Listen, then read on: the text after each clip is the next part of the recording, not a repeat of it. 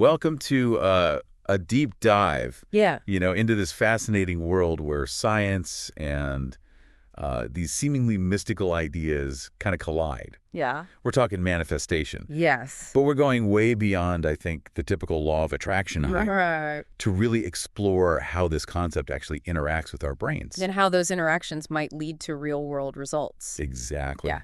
Today we're unpacking excerpts from Mind Magic, The Neuroscience of Manifestation, and How It Changes Everything by James R. Doty. So if you've ever been curious about how manifestation really works and maybe even skeptical about the whole thing, Yeah. this is the place for you. We'll be dissecting Doty's unique blend of personal anecdotes and scientific insights to help you understand how manifestation might actually be a process we can intentionally influence. Okay, so before we get into like the nitty-gritty of the brain stuff, Right. let's just start with the basics. What exactly is manifestation? Well, manifestation, it's a concept that's been around for centuries, weaving its way through ancient philosophies and spiritual traditions. The core idea is that our thoughts have the power to shape our reality, that what we focus on, we attract into our lives. Right, like the law of attraction, Yes. popularized by books like Think and Grow Rich and The Secret. Exactly. But these are sort of like the modern interpretations of much older ideas, right? Absolutely. The concept of manifestation can be traced back thousands of years to Vedic scriptures and Buddhist teachings, which emphasize the interconnectedness of mind and reality. And while those texts may use different language, the underlying principle is remarkably similar to what we see in modern manifestation practices. So we're not just talking about wishful thinking here. No. This is a concept with deep historical and philosophical roots. Exactly. And what's even more intriguing is the growing body of scientific evidence that suggests our thoughts and beliefs can have a real impact on our physical world. Okay, now that's where it gets really interesting. How does the brain actually play a role in this whole manifestation process? Well, one of the key insights from neuroscience is that our brains don't always distinguish clearly between vividly imagined experiences and real ones. Really? Yes. When we visualize something with intense focus and emotion, our brains actually fire in similar ways as if we were actually experiencing it. Hold on. Are you saying that just by thinking about something strongly enough, we can actually start to create it in the real world? It's not quite that simple, but there's definitely a connection. By repeatedly engaging in visualization and positive emotions related to our desires, Okay. we essentially send a powerful signal to our subconscious mind. So our subconscious is kind of like the fertile ground where those seeds of intention take root. That's a great analogy, but here's the catch. Our subconscious is also where a lot of our limiting beliefs and negative thought patterns reside. So that's where the whole inner critic comes into play. Even if we're consciously trying to manifest something positive, our subconscious might be working against us. Exactly. And those limiting beliefs are often deeply ingrained, stemming from past experiences and societal conditioning. They can create a sort of negativity bias that makes it difficult to fully embrace a manifestation mindset. So how do we overcome that? If our brains are naturally wired to focus on the negative, how can we realistically shift towards a more positive and abundant outlook? That's where understanding the role of the sympathetic nervous system, our fight or flight response, becomes crucial. When we're constantly stressed or anxious, our sympathetic nervous system is in overdrive, fueling that negativity bias and making it harder to focus on our desires. So calming down that inner alarm system is key to creating a more fertile ground for manifestation. Exactly. Doty talks about the importance of activating the parasympathetic nervous system, our rest and digest mode, Okay. which helps to counteract the negativity bias and create a more receptive state for manifestation. Okay, that makes sense. But how do we actually do that? Are we talking meditation, deep breathing, yoga, all that good stuff? Those practices can definitely help. Yep. Doty emphasizes the importance of mindfulness, meditation, and compassion practices as tools for calming the sympathetic nervous system and cultivating a more positive and expansive mindset. It's interesting, thinking about compassion specifically, it seems like focusing on helping others could actually be a powerful way to shift our own internal state. That's a great insight. And in fact, Doty highlights several stories in the book that demonstrate the power of compassion in rewiring those limiting beliefs and creating positive change. Okay. I'm really curious to hear about those stories. Yeah. But before we jump into that, I think it would be helpful to understand a bit more about how our subconscious actually works in relation to manifestation. I mean, it's not like we can just directly access or control it, right? That's right. The subconscious is largely operating below our conscious awareness. But there are ways to tap into its power and influence its programming. Doty likens the subconscious to a powerful computer that's constantly running programs based on our beliefs and past experiences. So if we want to change the output, Yeah, akaraka, our reality, right. we need to reprogram the software. Precisely. And that's where techniques like visualization, affirmations, and even hypnosis come into play. By repeatedly exposing our subconscious to new and empowering beliefs, we can start to rewrite those old programs and create a more supportive foundation for manifestation. That makes a lot of sense, but it also sounds like a lot of work. Is there a shortcut, or are we all destined to spend our lives battling our inner demons? There's no magic bullet, but Doty does offer some fascinating insights into how we can make this process more effective. He highlights the importance of understanding our own personal narratives, the stories we tell ourselves about who we are and what's possible for us. So if we're constantly telling ourselves a story of lack and limitation, that's what our subconscious is going to manifest. It's more likely, yes. But the good news is that we can rewrite those stories. By consciously choosing to focus on our strengths, our accomplishments, and our potential, we can start to create a new and empowering narrative that supports our desires. Okay, I'm starting to see how all of these pieces fit together. The subconscious, the sympathetic nervous system, our personal narratives. It's like a complex web of interconnected factors that all contribute to our ability to manifest. Exactly. And it's by understanding these connections that we can start to take a more proactive and intentional approach to shaping our reality. This is all incredibly fascinating. But you mentioned stories earlier, and I'm dying to hear how some of these concepts actually play out in real life. Let's dive into those stories then. Doty shares some truly compelling examples of people who have used these principles to overcome incredible challenges and create extraordinary lives. One that stands out is the story of Anula, who used manifestation techniques to achieve her dream of becoming a doctor. Okay, hold on. Before we get to Anula, I have to ask, did James R. Doty himself have any personal experiences with manifestation that led him to write this book? He did indeed. In fact, his own journey is a fascinating example of the power of these principles. Doty grew up in a very challenging environment, facing poverty, abuse, and a lack of opportunity. But even as a child, he discovered a book on magic and began experimenting with visualization and manifestation techniques. Wow. So he's not just a neuroscientist theorizing about this stuff. He's actually been practicing it for most of his life. Exactly. And his personal story is interwoven throughout the book, providing a really compelling context for his scientific explorations. Okay, I'm hooked. Let's hear about how Doty's early experiences with manifestation shaped his life and ultimately led him to become a leading expert in the field. Well, it all started with that book on magic he found as a child. He was immediately drawn to the idea that our thoughts could have power over our circumstances. That must have been a pretty radical concept for a kid growing up in such a difficult environment. It was. But for Doty, it was a lifeline. He started visualizing a better future for himself.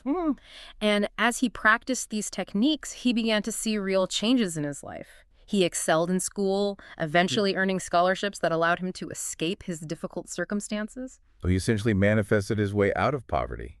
That's incredible. It's a powerful testament to the potential of these practices.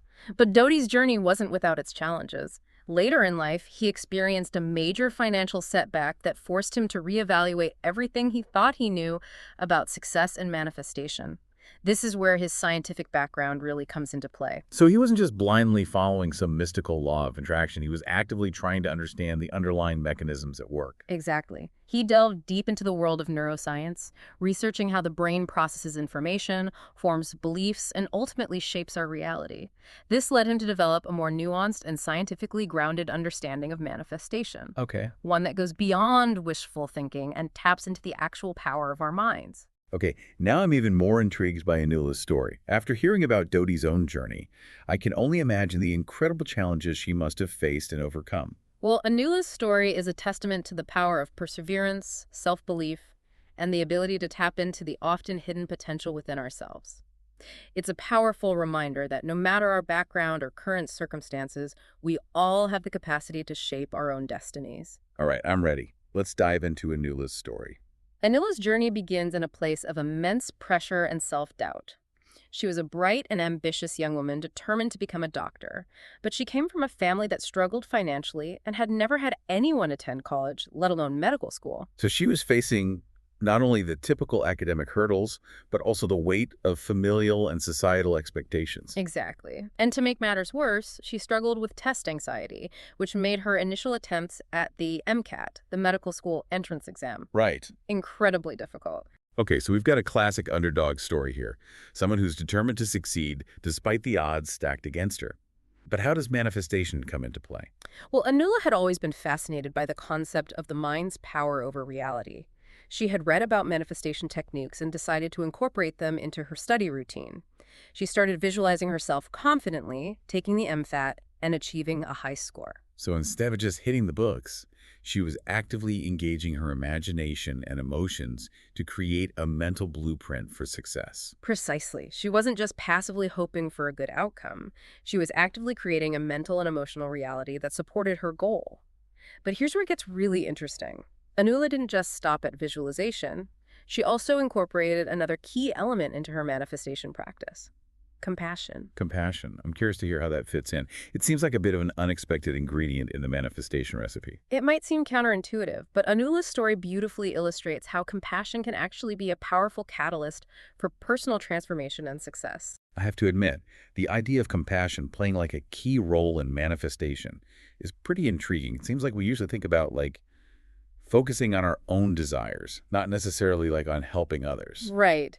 It's not the typical vision board approach, but Anula's story really shows how powerful that shift in focus can be. See, she realized that her test anxiety stemmed from this deep fear of failure, a fear of letting her family down. So by focusing on compassion, was she able to somehow alleviate that fear? In a way, yes. She started volunteering at a local free clinic, dedicating her time to helping those less fortunate. What's fascinating is that by shifting her attention outwards to the well-being of others, she actually began to calm her own anxieties. It's like she was rewiring her brain to focus on abundance and giving rather than scarcity and fear. Almost like she was practicing what she wanted to manifest, being a doctor, helping others. That's a great observation. And as she continued her compassion practices, she noticed this remarkable shift in her mindset. She felt a greater sense of purpose, her self-doubt started to fade, and she was able to approach her studies with renewed focus and confidence. So she was essentially creating a positive feedback loop. Compassion led to reduced anxiety, which allowed her to focus better, which ultimately boosted her confidence. Exactly, and the results speak for themselves. Anula ended up acing the MCAT and getting accepted to her top choice medical school. Wow, what a powerful example of how shifting our internal state can create tangible results in the external world. It's a reminder that manifestation isn't just about attracting material things. It's about aligning ourselves with a deeper sense of purpose and allowing that to guide our actions. This brings up something I've been wondering about. We've been talking a lot about the subconscious and how it can either support or sabotage our efforts. But what about the conscious mind? What role does it play in all of this? That's a great question. The conscious mind is like the captain of the ship. It sets the direction, makes decisions, and steers the wheel. But, as we've been discussing, it's a subconscious that's powering the engine and propelling us forward. So it's a collaboration. Our conscious intentions need to be in sync with our subconscious beliefs for manifestation to truly work. Absolutely. The conscious mind is where we clarify our intentions, visualize our goals, and cultivate those positive emotions. But it's the subconscious that ultimately absorbs those signals and weaves them into our reality. That makes sense. Yeah. But there's still a piece of the puzzle I'm not quite grasping. If we're manifesting constantly, whether we're aware of it or not, how do we explain when things don't go according to plan? The age-old question. It's tempting to think of manifestation as a sort of cosmic vending machine you put in your order and expect the universe to deliver exactly what you requested. But it's much more nuanced than that. So it's not just about willpower and positive thinking. There are other forces at play. Definitely. Doty highlights the importance of what he calls letting go. It's about releasing rigid expectations about how our manifestations should unfold and being open to the unexpected twists and turns that life inevitably throws our way. That sounds a lot like the idea of surrender, a concept that's often discussed in spiritual traditions. It's definitely connected. It's about recognizing that we don't have complete control over the timing or the specific details of how our desires manifest. And sometimes what seems like a setback or a detour can actually lead us to an even greater outcome than we could have imagined. Doty shares a beautiful analogy to illustrate this point.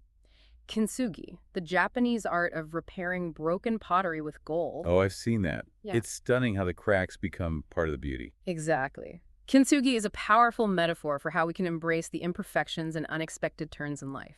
Sometimes those broken pieces, those apparent failures, are actually opportunities for growth and transformation. So even when things don't go according to plan, there's still a chance that those experiences can contribute to our overall journey of manifestation. Precisely. It's about trusting that the universe has a grander design, even when we can't see the full picture. And often, those unexpected challenges force us to dig deeper, tap into our resilience, and discover strengths we didn't even know we had. This reminds me of the story of Lynn Twist, which we touched on earlier. Didn't she face a major health challenge that forced her to reevaluate her life's work? Yes, Lynn Twist, an acclaimed author and activist who dedicated her life to combating global hunger and poverty, was leading a tremendously successful organization. She was doubly passionate about her mission and was pouring her heart and soul into it. Then, quite unexpectedly, she contracted malaria. Wow, talk about a curveball from the universe. I imagine that must have been incredibly difficult, both physically and emotionally. It was a major turning point in her life. She was forced to take a step back from her work and confront her own mortality. During this period of intense reflection, she realized that she had become so consumed by her mission that she had neglected her own well-being. She was pushing herself to the point of exhaustion and was actually hindering her ability to effectively serve the cause she cared so deeply about. So it was like the universe was giving her a wake-up call, forcing her to reevaluate her approach. Exactly. And it's a powerful example of how what seems like a setback can actually be a catalyst for profound growth and transformation. Through her forced period of rest and reflection, Lynn realized that true abundance comes not from relentless striving, but from aligning ourselves with a deeper sense of purpose and allowing that to guide our actions. It's almost as if by surrendering to the situation, she was able to tap into a greater source of power and inspiration. That's a great way to put it. And in fact, this idea of surrendering to a higher power or a universal intelligence is a recurring theme in Doty's book. He suggests that when we're able to release our ego's grip on how things should be, we open ourselves to a flow of possibilities that we could never have orchestrated on our own. It's a humbling thought, isn't it? Recognizing that we're not always in control, but that there might be something greater guiding us towards our highest good. It certainly challenges our typical Western worldview, which often emphasizes individualism and self-reliance. But many spiritual traditions suggest that true fulfillment comes from surrendering to something larger than ourselves. This all makes me think about those aha moments, those sudden bursts of insight or inspiration that seemingly come out of nowhere.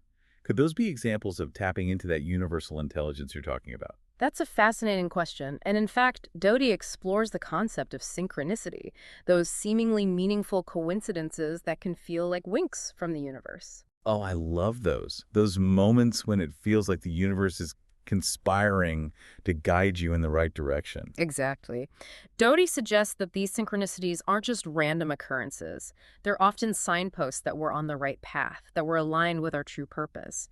And he points to the fascinating connection between our brains and the concept of synchronicity. Specifically, he talks about neuroception, a term coined by Dr. Stephen Porges. Neuroception. Okay, I'm intrigued. Break that down for me. Essentially, neuroception is our subconscious system for scanning our environment and determining whether it's safe or dangerous. It's constantly working in the background, influencing our emotions and behaviors without our conscious awareness. So it's like our internal radar system constantly assessing potential threats. Exactly. And when we're in a state of safety and connection, when our neuroception senses a secure environment, our brains are more open to receiving those subtle cues and synchronicities that can guide us towards our goals. Okay, that makes sense. If we're constantly on high alert in fight or flight mode, we're probably not going to be very receptive to those subtle whispers from the universe. Precisely.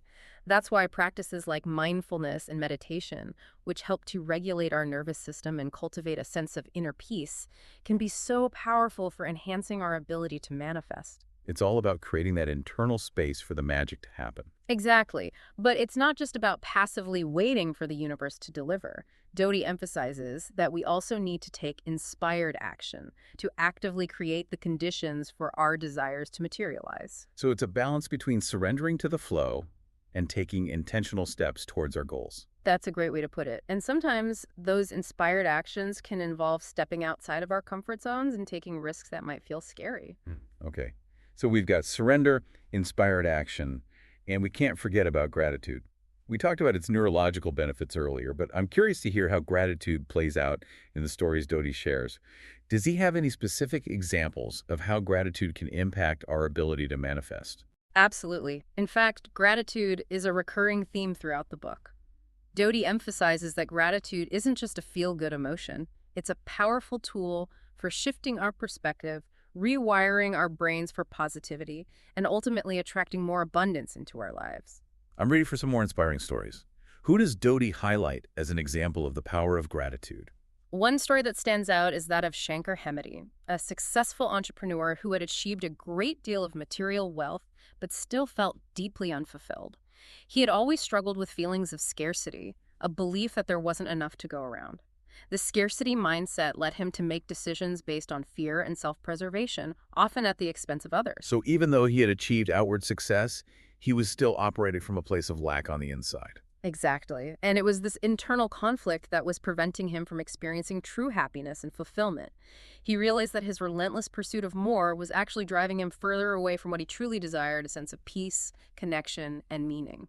So how did he turn things around? Was it through gratitude? Yes.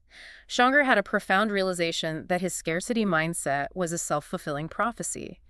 He was so focused on what he lacked that he was blind to the abundance that already surrounded him.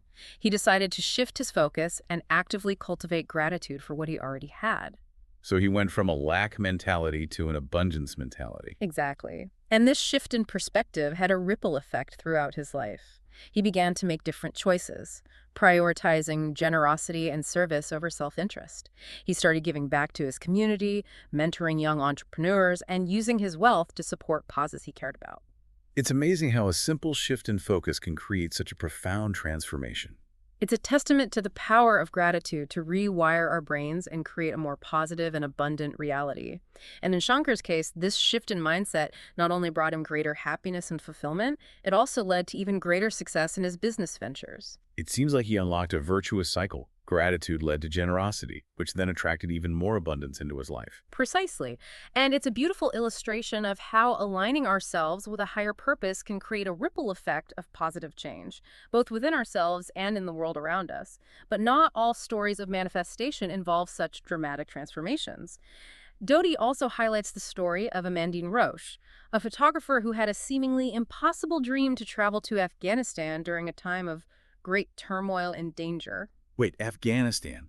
During a time of conflict? That sounds incredibly risky, especially for a woman. It was a deeply personal mission for Amandine. She was inspired by the stories of Ella Maillart, a Swiss adventurer who had traveled through Afghanistan in the 1930s, capturing stunning photographs and documenting the lives of the Afghan people. So it was more than just a photography expedition. It was a journey of following in the footsteps of her hero. Exactly. Amandine felt a deep connection to Ella's spirit of adventure and her desire to connect with people from different cultures. But traveling to Afghanistan during this time was considered extremely dangerous, especially for a woman. Everyone she spoke to advised her against it, warning her of the risks involved. So she was facing immense external resistance. How did she manage to overcome that and actually make the trip happen? Well, this is where the concept of synchronicity really comes into play. Despite the overwhelming odds against her, Amandine remained steadfast in her intention to make the journey. She started visualizing herself safely navigating the complexities of traveling in Afghanistan, connecting with the local people, and capturing the beauty of the country through her lens. So she was using visualization to not only manifest the trip itself, but also to create a sense of safety and ease around the journey. Exactly. She wasn't denying the potential dangers. She was choosing to focus on the positive outcome she desired. And as she continued to hold this vision in her mind, she started to experience a series of incredible synchronicities. She would randomly meet people who had connections in Afghanistan, who offered advice and support, who seemed to appear just when she needed them most. It's almost as if the universe was conspiring to help her achieve her dream, despite the seemingly insurmountable obstacles in her path. That's the feeling you get when you read her story. It's a powerful testament to the idea that when we align ourselves with a purpose that's bigger than ourselves, when we're truly committed to something, the universe often finds a way to support us. It's a bit mind-boggling, isn't it? How these seemingly random events can weave together to create such a remarkable outcome. It is, and Amandine's story is a beautiful example of how manifestation isn't just about attracting material possessions. It's about aligning ourselves with a deeper sense of purpose and allowing that to guide our actions, even when those actions seem impossible. These stories are so inspiring. It's like each one highlights a different facet of manifestation, from the power of compassion to the importance of surrendering to the flow. And they all underscore the idea that manifestation is a multifaceted process that involves our thoughts, our emotions, our actions, and our connection to something greater than ourselves. Okay, my mind is officially buzzing with all these ideas. But we've covered a lot of ground, and I want to make sure we touch on one more crucial element that Doty emphasizes: flow state. Ah, yes. Flow state, that magical realm where time seems to disappear and we become completely absorbed in the task at hand. Exactly. It's like being in the zone where creativity flows effortlessly and we're operating at our peak potential. But how does flow state tie into manifestation? That's where it gets really interesting. Doty suggests that manifestation techniques like visualization, positive emotion, and repetition can actually help to induce flow states. Remember how we talked about the brain not always distinguishing between imagined and real experiences? Well, when we engage in these practices with focused intention, we're essentially creating a mental and emotional environment that's conducive to flow. So it's like we're training our brains to enter that state of heightened focus and creativity. Exactly. And once we're in that flow state, our actions become more aligned with our intentions, and we're more likely to attract the opportunities and resources that support our goals. Okay, this is all starting to click into place. It's like all these different elements we've been discussing: the subconscious, the sympathetic nervous system, gratitude, surrender, inspired action, flow state. They're all interconnected pieces of the manifestation puzzle. You've got it. And by understanding how these pieces fit together, we can start to approach manifestation not as some mystical force outside of our control, but as a skill we can cultivate and a process we can actively influence. But as with any skill, it takes practice and dedication. Well, lucky for us, Doty doesn't just leave us with these tantalizing concepts. He actually provides a roadmap for putting these principles into practice. Didn't you mention he includes a 6-week program in the book? Yes, he does. It's a step-by-step guide designed to help readers apply these principles in their own lives. And it all starts with, you guessed it, gratitude. Okay, I'm sensing a theme here. But before we delve into the practical steps of Doty's program, I'd love to hear more about how he incorporates his own personal experiences into the book.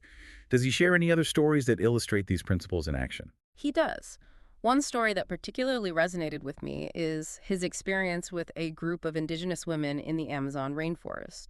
He was on a trip to study medicinal plants, and he found himself deeply moved by their profound connection to nature and their unwavering sense of gratitude for the abundance that surrounded them. It sounds like a classic example of a different worldview encounter where someone from a Western culture is exposed to a way of life that challenges their preconceived notions. Exactly.